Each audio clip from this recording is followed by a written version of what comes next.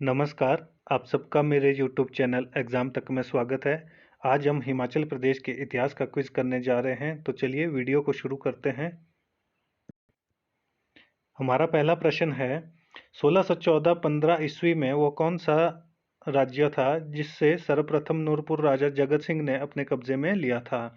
ए सिब्बा, B Mahlog, सी Basoli, D Datarpur. तो इसका सही आंसर हो जाएगा ऑप्शन सी बसोली। जो नूरपुर के राजा जगत सिंह थे, उन्होंने 1614-15 ईस्वी में बसोली राज्य को अपने अधिकार क्षेत्र में लिया था। हमारा अगला क्वेश्चन है, नूरपुर राज्य में तारागढ़ दुर्ग का निर्माण किसने करवाया था? ए जगत सिंह, बी गुरंगपाल, सी तारंगपाल, डी महावत खान। तो इसका सही आंसर हो जाएगा ऑप्शन ए जगत सिंह। जगत सिंह ने नूरपुर राज्यों में तारागढ़ दुर्ग का निर्माण करवाया था। यहाँ से क्वेश्चन इस तरह से भी बन सकता है कि तारागढ़ दुर्ग किस जिले में है, तो उसका आंसर हो जाएगा कांगड़ा। यदि पूछा जाएगा तारागढ़ दुर्ग किस रियासती राज्य में था, तो उसका आंसर हो जाएगा नूरपुर। हमारा अगला क्वेश्चन है, किस राजा का युग नूरपुर राज्य के इतिहास में स्वर्ण युग के नाम से प्रसिद्ध था? ए भगतपाल, बी जगत सिंह, सी राजरूप सिंह, डी मंदाता। तो इसका सही आंसर हो जाएगा ऑप्शन बी जगत सिंह। जगत सिंह के कार्यकाल को स्वर्ण युग के नाम से भी जाना जाता था। तो जो जगत सिंह है वो कहाँ के राजा थे? वो नूरपुर के राजा थे और उनके युग को स्वर्ण युग के नाम से जाना जाता है। ये मोस्ट इंपॉर्टेंट क्वेश्चन है। हमारा अगला क्वेश्चन है, नूरपुर के किस राजकुमार ने सन 1686 ईस्वी में इस्लाम धर्म को अपनाया तथा मुरीद खान के नाम से जाना गया?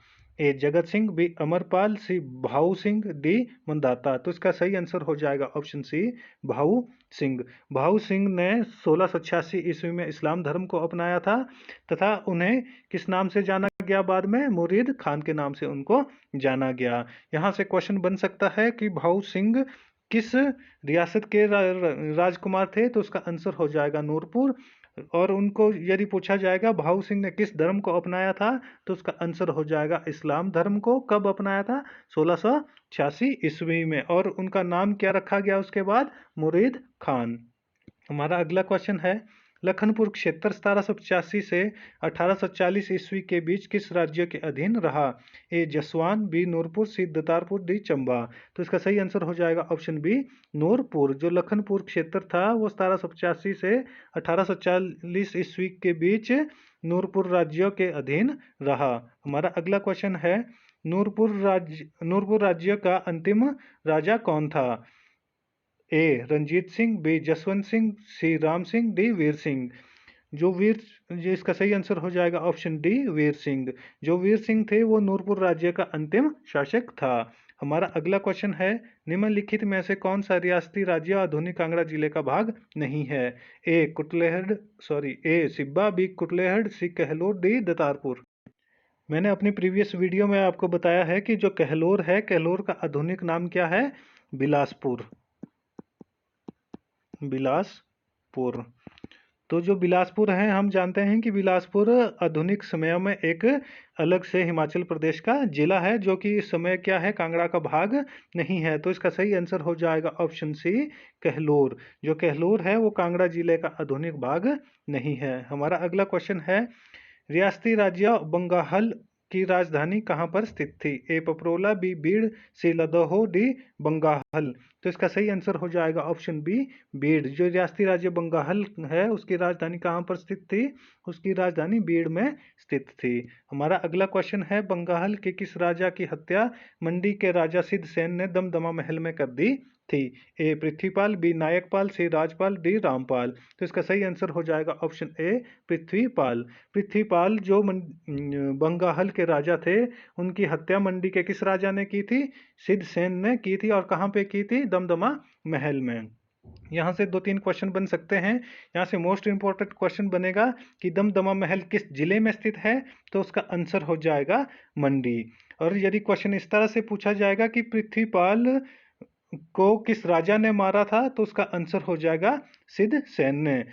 हमारा अगला क्वेश्चन है, 1749 ईस्वी में बंगाल राज्य का अंतिम राजा कौन था? ए रंगनाथ, बी ददलेलपाल, सी मानपाल, डी उछलपाल। तो इसका सही आंसर हो जाएगा ऑप्शन सी मानपाल। जो बंगाल का अंतिम राजा था वो कौन था? मानपाल था। हमारा अगला क्वेश्चन है, कांगड़ा पहाड़ी क्षेत्र की सबसे छोटी रियासत कौन थी? ए सिब्बा, बी कुटलेहड़, सी बंगाल, डी दतारपुर। तो इसका सही आंसर हो जाएगा ऑप्शन बी कुटलेहड़। जो कुटलेहड़ रियासत थी वो कांगड़ा पहाड़ी रियासत की सबसे छोटी रियासत थी। हमारा अगला क्वेश्चन है, कुटलेहड़ रियासत राज्य की राजधानी कहाँ पर थी? ए तलहटी, बी पपरोला, सी कोट कलोर, डी चौकी। तो इसका सही आंसर हो जाएगा ऑप्शन सी कोट कहलोर। जो कुटलेहड़ रियासत थी उसकी राजधानी कहाँ पे थी? उसकी राजधानी कोट कहलोर में थी। हमारा अगला क्वेश्चन है, 1786 से 1806 ईस्वी तक कुटलेहड़ रियासत किस राज्य का अंग था? ए पंजाब, बी नूरपुर, सी कुल्लू, डी कांगड़ा। तो इसका सही आंसर हो जाएगा ऑप्शन डी कांगड़ा। 1786 से 1806 ईस्वी तक कुटलेहड़ रियासत कांगड़ा का भाग था। हमारा अगला क्वेश्चन है, 1947 ईस्वी में भारत की स्वतंत्रता से पूर्व किन्नौर किस रियासती राज्य का अंग था? ए कुल्लू, बी रामपुर बुशहर, सी तिब्बत, डी कामपुरा। तो इसका सही आंसर हो जाएगा ऑप्शन बी रामपुर बुशहर। जो किन्नौर था स्वतंत्रता से पहले वो किसका अंग था? रामपुर बुशहर रियासत का अंग था। हमारा अगला क्वेश्चन है, तिब्बती तिब्बती किन्नौर को किस नाम से पुकारते थे? ए खुन्नू, बी खांडवांश, सी मोन, डी बुशहर। तो इसका सही आंसर हो जाएगा ऑप्शन ए खुन्नू। जो तिब्बती है तिब्बती किन्नौर को खुन्नू के नाम से पुकारते थे। हमारा अगला क्वेश्चन है, प्राचीन काल में रामपुर बुशहर राज्य की राजधानी कहाँ पर थी? ए ले, बी लहासा, सी कामरू, डी रिब्बा। तो इसका सही आंसर हो जाएगा ऑप्शन सी कामरू। जो रामपुर बुशहर था वो प्राचीन काल में उसकी राजधानी कहाँ पे थी? कामरू में स्थित थी। हमारा अगला क्वेश्चन है, निम्नलिखित में से किस राजा ने बुशहर रियासत को शिमला पहाड़ी क्षेत्र की 3 सार्वभौमिक शक्तियों में से एक बना दिया था? ए चतर सिंह, बी केहरी सिंह, सी रघुनाथ सिंह, डी महाबली। तो इसका सही आंसर हो जाएगा ऑप्शन ए चतर सिंह। चतर सिंह ने ही बुशहर रियासत को शिमला पहाड़ी क्षेत्र की 3 सार्वभौमिक शक्तियों में से एक बना दिया था। जो 2 थी वो कौन कौन सी थी? एक थी हमारे पास सिरमौर और दूसरी थी बिलासपुर। और जो तीसरी शक्ति बनी थी वो कौन सी बनी थी? वो बुशहर रियासत बनी थी। और वो किस राजा ने बनाई थी? वो बनाई थी बुशहर के राजा चतर सिंह ने। हमारा अगला क्वेश्चन है, बुशहर का कौन सा राजा अजानबाहु था? ए टीकाराम, बी रघुनाथ सिंह, सी केहरी सिंह, डी जगत सिंह। तो इसका सही आंसर हो जाएगा ऑप्शन सी केहरी सिंह। बुशहर के राजा केहरी सिंह को अजान बहू के नाम से भी जाना जाता है। ये वाला क्वेश्चन भी इंपॉर्टेंट है कि किस राजा को अजान बहू के नाम से जाना जाता है, तो उसका आंसर हो जाएगा केहरी सिंह। हमारा अगला क्वेश्चन है, राजा केहरी सिंह ने निम्नलिखित में से कौन सी रियासत को नहीं जीता था? ए सिरमौर, बी कहलोर, सी मंडी, डी सुकेत। तो इसका सही आंसर हो जाएगा ऑप्शन बी कहलोर। जो राजा केहरी सिंह थे उन्होंने कहलोर रियासत को नहीं जीता था।